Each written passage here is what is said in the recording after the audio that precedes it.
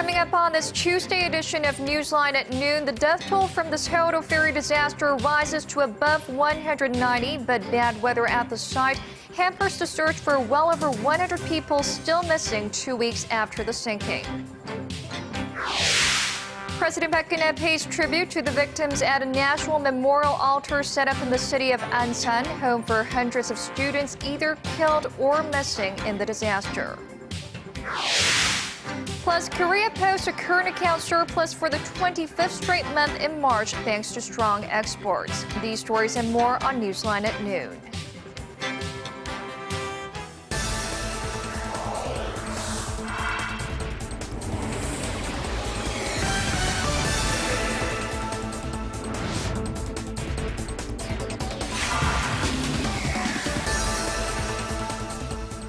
It's noon Tuesday, April 29th here in Korea. Thanks for tuning in live from Seoul. I'm Ju. Very good to have you with us. I'm Mark Broom. The entire nation has been grieving for the victims of the Seoul ferry disaster for a number of days now. And on this Tuesday, a much larger memorial altar opens at a park in Ansan, which is a city so awfully touched by this tragedy.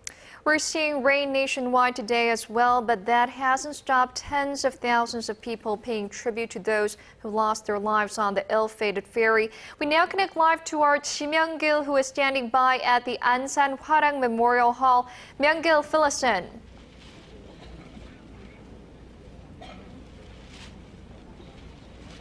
Good afternoon. This new memorial hall opened earlier this morning, and people have been streaming in to say their last goodbyes. As you can see behind me, there is a long line of people just waiting to get into the memorial altar. Just 3 hours ago, President Park Geun-hye visited the memorial altar and paid tribute to the victims of the Seoul ferry. She also spoke to the relatives of the victims. As you mentioned, the altar has been relocated to this park in Ansan as the number of mourners has grown and grown in recent days. The Ansan Hwarang Memorial Hall is 6 times larger than the previous altar, which was at the Ansan Olympic Memorial Park. The altar displays portraits of the victims, including 152 students and 4 teachers from Ansan's Tanon High School. Over the past 6 days, some 180,000 people have visited the altars set up in this city. Yes, thousands and thousands of people have been there, and it seems as though the city has been overwhelmed by the sheer number of people wanting to say their last goodbyes. How will this new altar be run, and can just anyone go down there and pay their respects?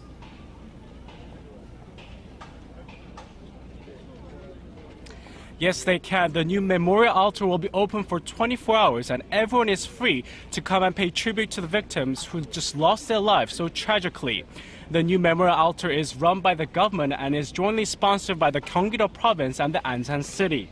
To handle the volume of people coming here, more than 30 shuttle buses will be laid on to help people get to and from nearby subway stations. There's also a huge parking lot with rooms for nearly 3,000 cars right next to the altar. People who can't make it here can instead send text messages or personal letters commemorating the victims. The messages are posted up on a bulletin board so they can be read by mourners paying their respect here. This was Ji Myung-gil reporting from Ansan Hwarang Memorial Altar. The country still remains in a deep state of shock and sorrow over the ferry disaster, with 193 people now confirmed dead and 109 others unaccounted for. Let's connect with our Shin Se-min at the News Centre for the latest.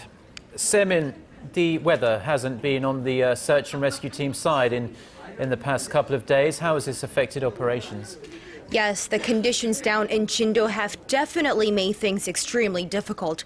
Heavy rain, high tides, fast currents, and fog are all contributing factors hampering the rescue operation. Currently, the official death toll stands at 193, with 4 more bodies being discovered during an early morning search operation at around 2 a.m. Korea time. The bodies have not yet been identified, but are presumed to be male students from Tanon High School. Now, going back to the conditions down at the site, rain clouds are clearing out, which should help search crews, but the sea conditions will worsen, with currents forecast to reach speeds of up to 2.4 meters per second. And in terms of the search operation, a diving bell is expected to be deployed on Tuesday afternoon for the second time since last week's accident. A diving bell was set to be deployed last Saturday, but strong currents made it difficult for the equipment to be utilized, forcing emergency crews to pull it back out. And if and when the diving bell is set properly, it will allow divers to continue their underwater search for up to 20 consecutive hours. And so far, only 1/3 of the Sewol-ho ferry's 111 cabins have been searched. And the divers are mainly focused on searching the 4th floor of the vessel, where most of the missing passengers are believed to be, and where they also found some of the bodies over the last several hours. Right, and many of the missing are thought to be on the left side of the ship, as the ferry listed to the left as it sank. Those will be the spots the divers will have to be focused on. Now, Semin, new video footage of the early stages of the sinking have been released. Quite shocking, I would say. Tell us more about that. Yes, it really is shocking. The video released by the Maritime Police shows that first crucial moments of the rescue efforts, and it shows a captain and some of the crew being among the first to get off the sinking ferry. Now, the central focus of the footage is a period between 9:43 a.m. and 9:49 a.m. This footage clearly shows that Captain Lee Jun-seok and his crew leaving the ferry without attending to passengers. And it's difficult to distinguish him as a captain, as Lee jumps into the rescue boat in his boxer shorts without his uniform on. And by 9:35 a.m., all 15 crew members have started to abandon their ship. But as you can see, hardly any passengers are seen on the deck of the ferry, raising criticism that crew didn't properly instruct them to leave the ship. Yes, shocking video indeed, and there are still many more questions at this point than answers, unfortunately. What about the criminal investigations that are ongoing at this point? What do we know so far? Yes, there are a number of investigations underway, and one is looking into the link between Kim Han-sik, the president of the Cheonghaejin Marine Company, and Yoo Byung-won, the practical owner of the ferry company. Now, Kim was summoned for questioning Tuesday morning for the first time since the ferry disasters. Prosecutors are looking into whether he was involved in any business irregularities, such as embezzlement, dereliction of duty, and tax evasion in connection with Yoo. Now, the possibility that Kim managed slush funds for Yoo Byung-won is also being investigated. Investigators have been taking a long look at Yoo and raided 4 offices in Seoul, Daegu, and in Gyeonggi-do province on Monday, looking for evidence of paper companies. They also raided the Mokpo Coast Guard station, suspecting officers there of neglected their duties in the early stages of the rescue. Now, also, 3 members of the Korea Shipping Association have been arrested over claims that they destroyed evidence in relation to the case. Now, investigations into whether the ferry had malfunctioning lifeboats on board will also broaden, as 5 lifeboats were recently found floating near the scene, indicating they began to work much later than they should have, because normally a functioning lifeboat would automatically deploy after coming under external pressure. Now, that's all I have for now, but I will keep you updated in the later newscast.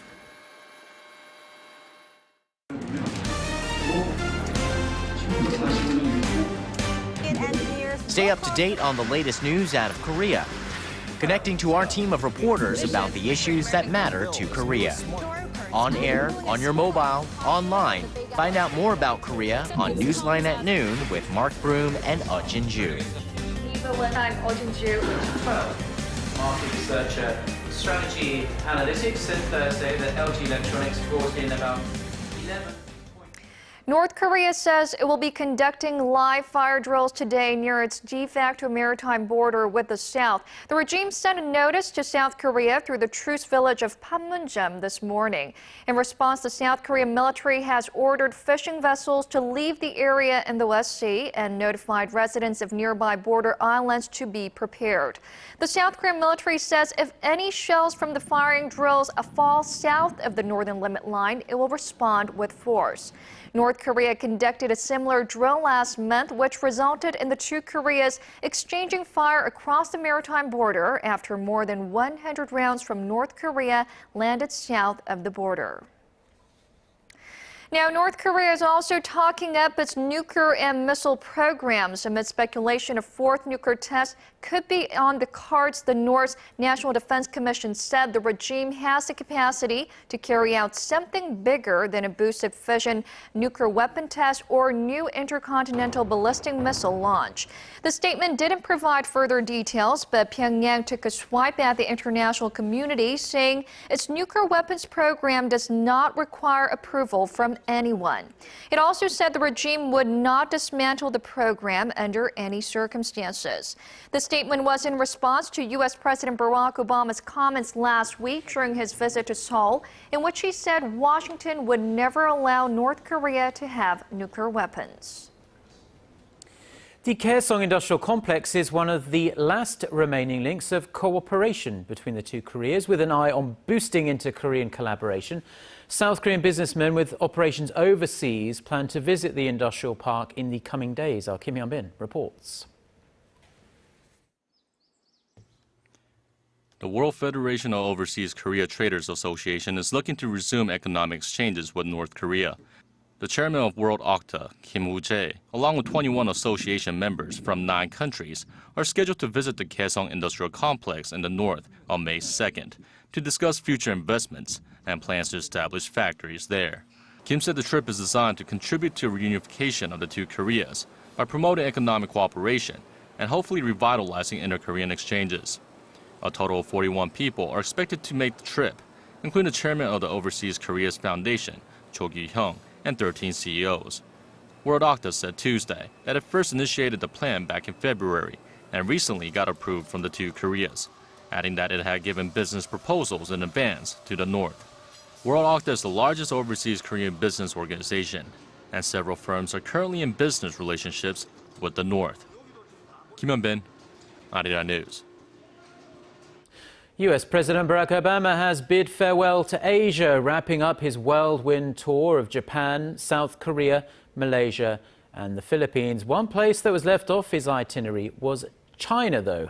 The U.S. president wanted to reaffirm America's commitment to defend its Asian allies and counter Beijing's rise in the region. Now, Connie Lee tells us whether it was mission accomplished. It's a wrap for U.S. President Barack Obama. His time in the Philippines on Monday marked the last leg of his week-long Asia tour. And here, the U.S. reached a 10-year defense deal to allow more U.S. troops in the Philippines. The signing of the Enhanced Defense Cooperation Agreement and President Obama's entire Asia trip was seen as an effort by the U.S. to counter Chinese aggression in the region.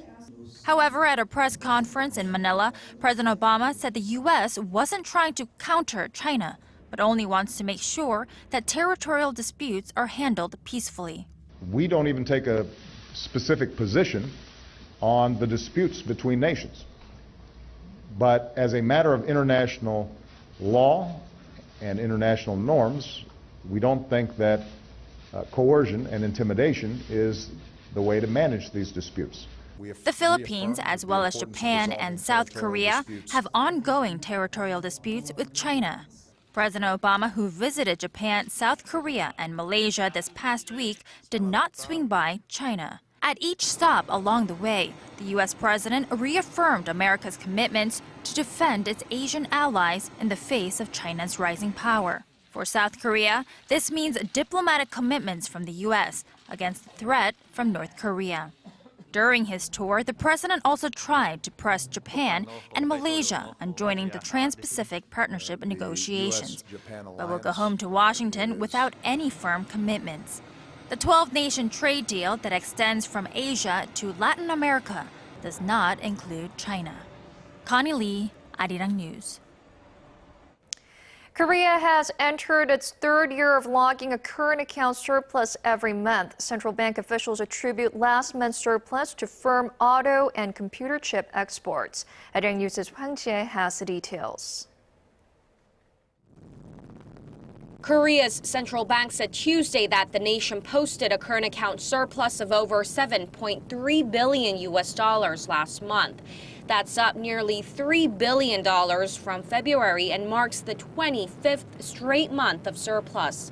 Exports of goods rose almost 6% from the previous year to around $54 billion, helped by strong shipments in automobiles, semiconductors, and telecommunication products. Imports went up slightly more than 3% to $46 billion. The deficit in the service account, which includes tourism and shipping, also fell, posting a shortfall of $650 million last month, compared with a deficit of around $1.5 billion in February. The nation's current account surplus has been working as a buffer for any potential capital outflow from Korea that might be triggered by the U.S. Federal Reserve's scaling back of its massive bond-buying stimulus program.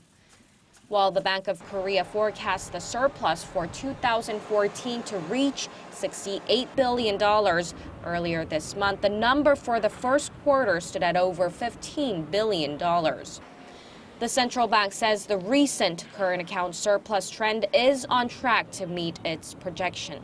Hwang Jie, Arirang News. In another sign, the local economy is on the recovery track. Foreign investment banks have raised their economic growth outlooks for Korea. The Korea Center for International Finance says Citigroup has raised its projection for Korea this year to 3.9% from 3.7%. It also upwardly revised its forecast for next year by 0.1 of a percentage point to 4%. Credit Suisse's forecast was positive too. HSBC says Korea will not experience a long period of stagnation like Japan because there is such a low risk of deflation and the country's market share is on the rise.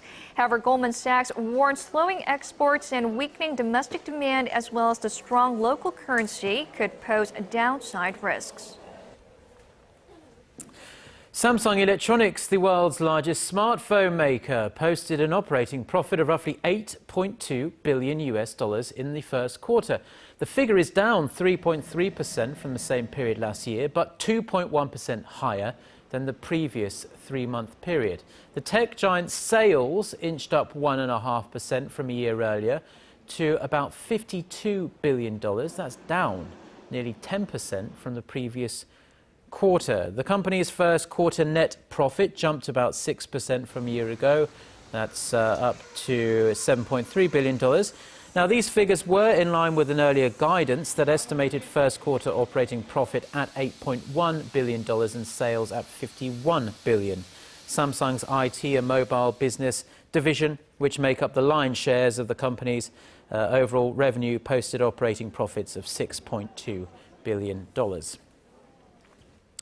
Chinese tourists are expected to come pouring into Korea this week as their annual Labor Day holiday season begins on this Thursday. The nation's retailers have devised their marketing strategies to attract the big spenders to their stores. Yulian reports. China's three-day Labor Day holiday season begins this Thursday, and shopping malls in Korea are vamping up their marketing strategies to entice more Chinese tourists in. Malls are preparing various events, including generous giveaways and big discounts for such products as locally designed clothes and cosmetics popular with Chinese consumers. One of Korea's biggest retailers, Lotte Mall, will open a Korean Wave pop-up store especially for the holiday that will sell products related to popular Korean dramas. These efforts should come as no surprise as Chinese tourists have surpassed Japanese tourists, both in terms of their numbers and the amount they spend in Korea. Japanese tourists traditionally top the list when it comes to foreigners visiting Korea, but the number contracted recently due to the weak yen and strong Korean won, while Chinese tourists have been coming here in their droves. More than 1 million Chinese tourists came to Korea in the first 3 months of the year, up nearly 45% from the same period last year. Korea's top department store chain Shinsegae saw its sales to Chinese consumers spike a whopping 107% in the first quarter of this year, while the country's biggest duty-free shop, Lotte Duty Free, recorded an all-time high of over $850 million in its sales to Chinese visitors. That's up 15% from a year earlier. Yurian, Arirang News.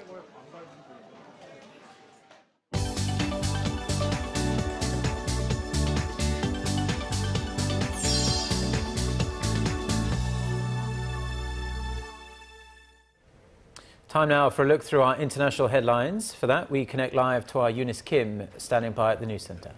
Now, Eunice, a new package of sanctions has been implemented on dozens of key persons in Russia, but whether they will have a big impact on the situation in Ukraine remains to be seen. That's right, Jinju. The sanctions weren't as deep as some in Russia had braced for, but still, they targeted some individuals nearest and dearest to Russian President Vladimir Putin. The White House said it expanded asset freezes and visa bans to 7 Russian government officials, as well as 17 companies linked to Putin's inner circle. U.S. President Barack Obama called the sanctions targeted, while Russia's Deputy Minister for Foreign Relations called them meaningless, shameful, and disgusting. The European Union also banned 15 more Russian officials from entering its 28-nation bloc and froze their assets. The Russian economy is already showing signs of tear from the crisis as the credit agency Standard & Poor's cut the country's credit rating to BBB- for the first time in 5 years on Friday. And some 50 million Americans are taking cover for a second day of a destructive storm that has so far claimed at least 19 lives in the southern United States. A tornado ripped through the Mississippi town of Tupelo Monday and caused significant damage, shattering homes and businesses, downing power lines, and closing roads in and out of the town. Parts of Alabama, western Georgia, and Tennessee are also at risk, according to the National Weather Service, as the storm system moves east toward the mid-Atlantic states. Most of the fatalities came from an earlier Sunday storm that hit Arkansas the hardest. At least 15 people were killed there, and rescue workers and volunteers are still sifting through the path of the half-mile-wide tornado. In Leeds, England, a 61-year-old Spanish teacher has been stabbed to death in front of her students. The attack took place Monday morning local time at Corpus Christi Catholic College, where a 15-year-old student was arrested in connection to the case. West Yorkshire police said the teacher received multiple stab wounds and was pronounced dead at the hospital. They called it an unprecedented event that will prove to be a very traumatic situation for all of those involved. And peace talks are set to resume in South Sudan Monday between its government and rebel forces. The talks will take place in the Ethiopian capital of Addis Ababa, and as the United Nations top human rights official Navi Pillay visits the country as part of a 2-day investigation of the situation on the ground. The talks resume amid optimism, though some are reported to be jaded with the peace process due to a lack of progress. The country has been bogged down by ethnic violence and war crimes, including massacres and rape. And finally, if you use Internet Explorer, listen up. Both the U.S. and UK governments are warning against using the popular web browser. The rare move comes as security company FireEye has found a vulnerability in Internet Explorer that hackers have manipulated to strike malware attacks, enabling them to spy, steal data, and gain control of targeted computers. The U.S. Computer Emergence Readiness Team and England's equivalent say the security flaw affects Internet Explorer version 6 through 11 and could lead to a complete compromise of an affected system. They recommend using alternate browsers until Microsoft comes up with a patch which will not be available for Windows XP users. If one must use Internet Explorer, FireEye suggests disabling the browser's Flash plugin, as the attack is based on that add-on.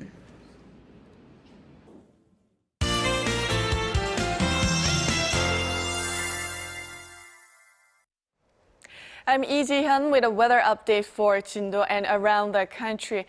Well, winds and waves should be slightly calmer than yesterday in Jindo, and the morning rain should gradually let up heading towards the afternoon. But spring tides start from today, which will last till Friday. Well, it's a period during which currents are at their strongest, so it will be challenging for divers at the disaster site. And as for the rest of the country, we'll have another rainy and cloudy day today, and this band of rain should start to gradually tail off in the western parts of the peninsula from the afternoon. Though most of the rain has let up here in Seoul and the surrounding area, and even the sun is trying to come out behind the clouds. Though with this continuous on and off rain, temperatures have been on the cool side last few days, and highs struggling to reach 20 degrees Celsius. And it seems like the temperature should be similar to yesterday, and it's quite windy right now, so please dress accordingly. With that in mind, let's take a closer look at the readings for today. Well, the afternoon high in Seoul, Daegu, Gwangju, and Busan should all top out at 18 this afternoon. Now let's see how other regions are looking. It looks like down on Jeju will reach 19, Daejeon peaks at 18, and Dokdo should see a high of 13, while Mount Kumgang tops out at 8.